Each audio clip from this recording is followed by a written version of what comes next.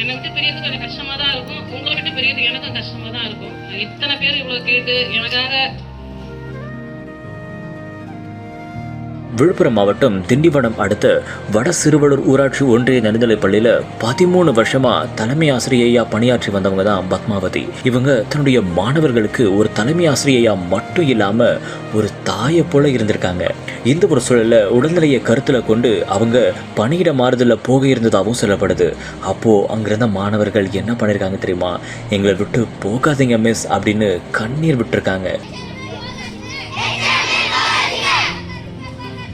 என்னோட உடம்பு சரியில்லைன்றதால என் உடல்நிலை காரணமா தான் நான் இங்க டிரான்ஸ்ஃபர் போட்டு வந்தேன், மாறுதல் விண்ணப்பிச்சிருந்தேன். அது கூட யாருக்கையும் நான் சொல்லிக்கல. ஏன்னா தெரிஞ்சா யாரும் போக விட மாட்டேன்.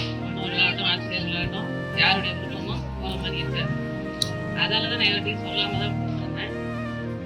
நேற்று தான் இந்த கவுன்சிலிங் முடிஞ்சது. இன்னைக்கு தான் ஆர்டர் வாங்கினேன்.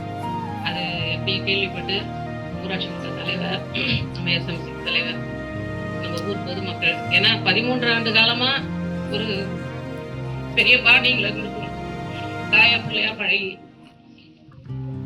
என்னை விட்டு பிரியது கொஞ்சம் கஷ்டமா தான் இருக்கும். உங்களை விட்டு பிரியது எனக்கும் கஷ்டமா தான் இருக்கும். ஆனா அதான் என்னுடைய உடல்நிலை கருதி என்னுடைய சொந்த விருப்பத்தின் பேர்ல தான் நான் வாங்கினேன், டிரான்ஸ்ஃபர் வாங்கினது.